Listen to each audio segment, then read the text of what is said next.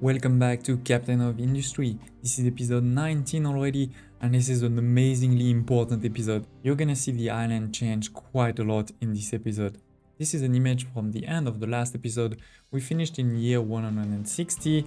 We had our first level 2, our first gold truck. This was the first one. We still had over here all the old farms, and we had just finished a couple of things. We had just finished our desalination plant, which was 1000 water per minute. I also showed you how to do my new farm layout. It's very compact. And lastly, we had of course started to make glass to get that first gold truck. Now this is the exact same image. As you can see, all of the farms have completely disappeared to make space for a gigantic city expansion. Now there's a lot of space here, and we've of course completely revamped our farming community. Actually in year 200, so more than 40 years have passed. In that time, we've of course done a couple of research, and we've completely revamped our fleet. We went from only one gold yellow truck to 67. We've scrapped all of the old excavator, and now we have 28 of those, level 2 big excavators. We only have 7 of those old cars remaining. So very quickly, we won't have any of these remaining. And as you can see, a lot of them are idle. This is stable, this is not extremely busy like before. I've sort of managed to stabilize all of this thanks to that advanced capacity. Before we go over all of the details of my new farming community and industry, let's talk about some of the other small still critical changes that I made. The first one is that I was able to build all of these new vehicles quite easily and without too much micromanagement because I connected the resource directly. Now this is require vehicle parts, rubber and diesel. The vehicle parts was already coming from here directly into it. Now I've also connected the rubber. The rubber used to end over here. I made that belt to connect it, and similarly I put a diesel here with keep full, high priority, and this way it goes directly into it. In the last episode, if you remember, we actually upgraded our pipe that was bringing water because we were above 60 per minute, right? Now we don't have a problem of water, but the other problem we got into is now the total settlement wastewater production also went above 60. The problem is I only had one liquid dump like this, which is 60 per minute. So this was completely full. Easy solution, built a second one. But this is important basically for you to always check that because there's no warning here. Then I've also cleaned quite a bit the network. I used to have a lot of storage of my dumping, of soil, of rocks, also here of slag. I used to have a huge one. Now I've been able to drop all of this into the sea thanks to those big trucks. I put all of this over here, and it used to finish over here, right? Like the soil stopped over here before. Now you can see we've reclaimed all of this. So quite a lot that was dumped into the sea. To be ready for the future, I've also doubled my electricity production. We talked about this one a couple of episodes ago. I also have a video on my channel explaining exactly how this works and layouts, so don't hesitate to check that out. But basically, I just copied it, put it down over here. You have the coal coming here, the water coming here, but otherwise this is exactly the same. This is paused for now because I don't really need it, but soon I think we're gonna need it. We also equipped our ship with the new radar, and with that, when you go onto the map and you send your ship, for example, over here, if I say visit over here, then you can start seeing everything that's around. That way I was able to see that there's pirates over here, but here, for example, there is a ship. Or that's also I was able to find very easily this new settlement here. We don't have reputation, so we can't do anything, but in the future we'll be able to. We also found here where you can get more cargo ship in exchange for some red parts. Quite a lot of red parts, so that's very expensive. I wouldn't say to do it right away. But the most important thing and what we'll focus on in this episode is my food revamp. In the last episode we started planting new farms, and now we're using those farms. We're using those farms to provide everything that we can. And with that, we're getting a lot of unity, as you can see. Plus, I think this is a bit of a great challenge to make sure you give all of the food, all of the type of food to your population. Your markets needs to be next to population blocks, right? So they can be all the way over here. What's interesting is you can put them also on blocks even when they haven't been built. That's what I did here to be ready. Basically, the idea is at the end, my city should take this whole space over here. and I put all of these as close as possible to the farm. Right now, I've sort of put 2 of these food market per resource. You can see this is the meat. We have the tofu, we have several of these, vegetable and potatoes, potatoes and corn, eggs. They all have a gigantic storage. I know this is not the most cost efficient, but I think it looked really good. And the key thing, especially with food, is, I don't want to run out. I want to make sure that when it goes down, I really see it. I have some time to be ready for it. And then if we follow them, we're going to arrive at some point at the farms. Obviously, this is a ramp that I also built myself. And here you can see the ramps all the way going over here. For now, I've only activated 12 of these. There's still 6 over here that are not working. Could also make more space over here if needed. But this is already a lot. And I have all my agricultural complex, that I started over here. All of this is interconnected. We're going to talk about it. It's not perfectly optimized in terms of ratios and things like this. This is the next thing I need to do. But the key idea was to first just build a couple, make them work, and then we can optimize that later. Before we talk about this, though, one element I wanted to mention is we've also unlocked the greenhouses. Any farms that you have, you can upgrade it. There's some gold parts, some steel, and some glass. Quite a lot of glass, actually. It means, we really need to also increase our glass production in the future. And those greenhouses will basically increase your yield, your production, in exchange for 2 things. First, it will require more water. And second, it will require more fertility, which means that either you need to give more fertilizer or you're actually going to lose a bit of your yield. But it's still a good deal because, for example, here, this is one where I'm doing potato, manure, corn, and manure. This is 5.5 and 5.8. Now this one is exactly the same, not giving any fertilizer either. Still doing exactly the same, but now it's 6.3 and 7.1. So this is definitely better. But more water, as you can see, 38.4 versus this one was 34. And also the equilibrium of fertility without giving any fertilizer is 80% versus this one is only 78%. So again, if you want to make sure that you are at 80%, you're going to need to give more fertilizer. And then of course, to increase the yield, I can start giving some fertilizer. I actually do have both chemical and non-chemical fertilizer.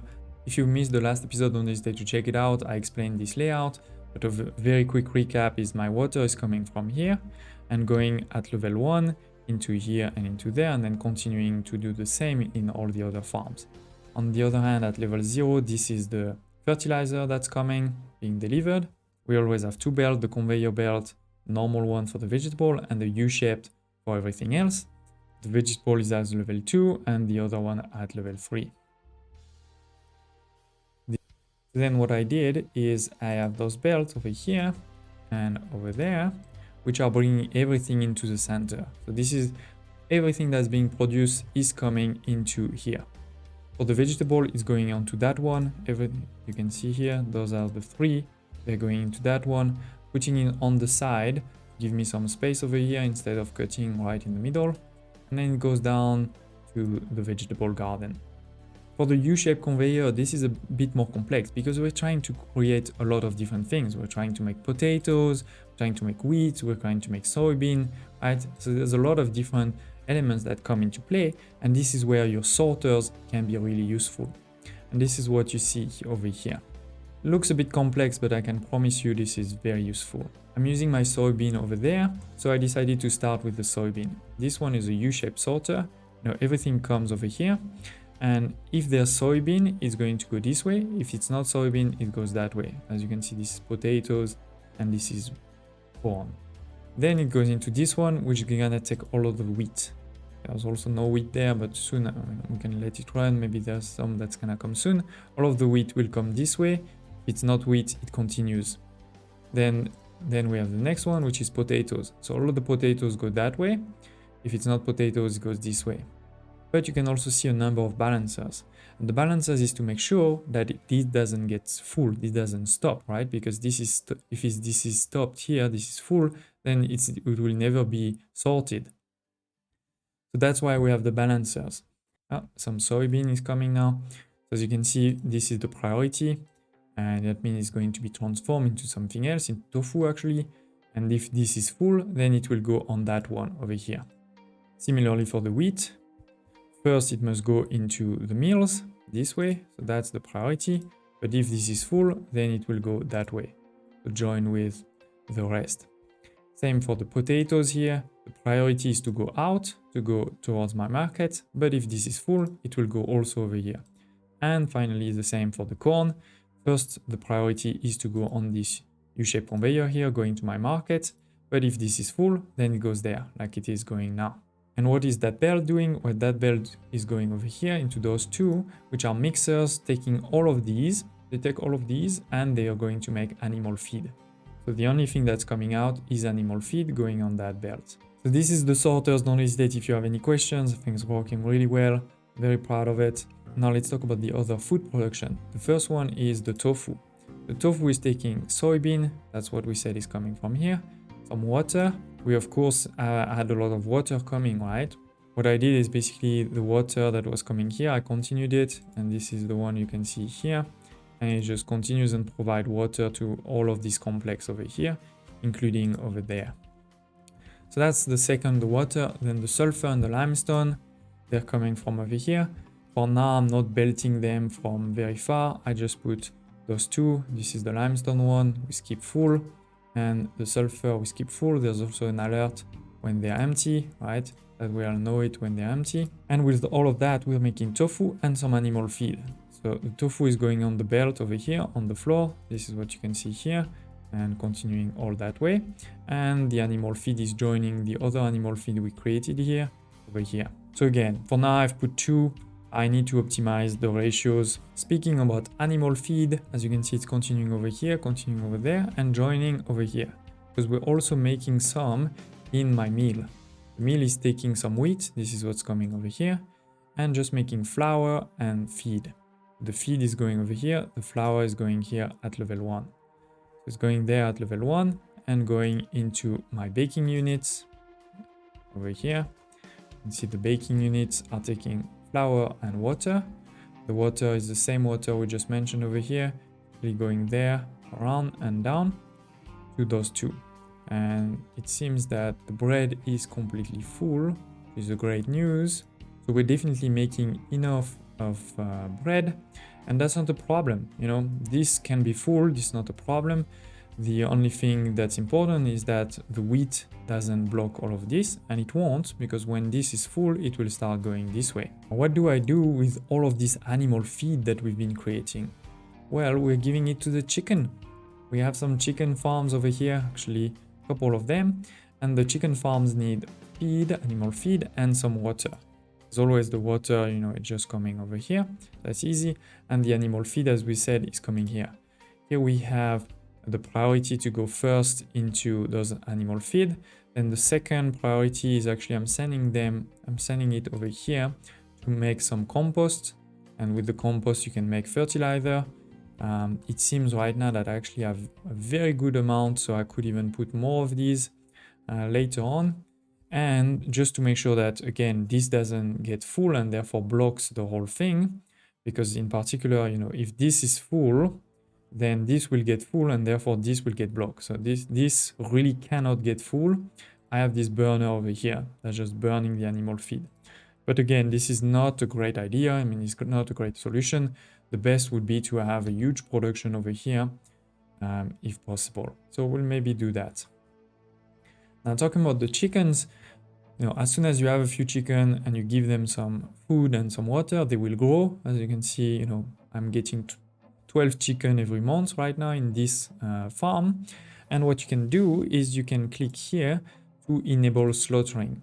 What it means is that you choose what is going to be the limit of population, and then every time it's above, they're going to be killed to make some chicken carcasses. If we don't have that on, obviously that will continue to grow until it gets to 100%, and this will only make eggs. Only make eggs versus if now I enable it again, say 300, this will go make eggs and some carcasses. The eggs are this one, they're going directly into my market, versus the carcasses are this one. They're going all the way over here into this food processor where we're taking those carcasses, a bit of water, which is coming as always from this line over here, a bit of salt. The salt is coming from here to make my meat and some meat trimmings. The meat is going to go into the city. This is a food. The meat trimmings, we'll use them later to make some sausages, but for now, the best thing you can do is either put them here or there to make basically some compost. So that's what I'm doing over here. The only problem is because I'm not using at all any fertilizer for now, this is getting backed up. This is getting backed up. So I either need to put a storage or I need to start using fertilizer. So it is with this will never get full. The only small problem we can have is over here, and we can fix that easily. And we're able to produce a lot of different foods. Not at perfect ratios yet. Again, I need to work on that, but definitely enough at this point to feed well my population. I know there are ways to make it cleaner, to make it nicer, but I thought this would look really, really cool. This of course cost me tons of construction part and is also costing electricity, right? I mean, this is 26 just for one belt. But again, we have tons of power if needed, so that's not a problem. We have a lot of iron, we have a lot of coal, so we're good there. But I just realized that my construction part production just completely stopped, and for a crazy reason, which is I'm not making one concrete slab because I don't have sand. And this is not because I don't have sand anymore, it's just because I forgot to re-put. I took out, the old excavators to scrap them, and I forgot to re-put them. So now I just put them again, and hopefully that will start refilling very quickly. We also now have very easy access to the sand over here, so really sand shouldn't be a problem. I just completely missed it. So actually, let's also put a warning. These things are actually really good. I like that we can put warnings. So what do you think about my new farming complex? Do you like it? Do you have any suggestions, comments? I'd love to hear about it. And I hope to see you next time.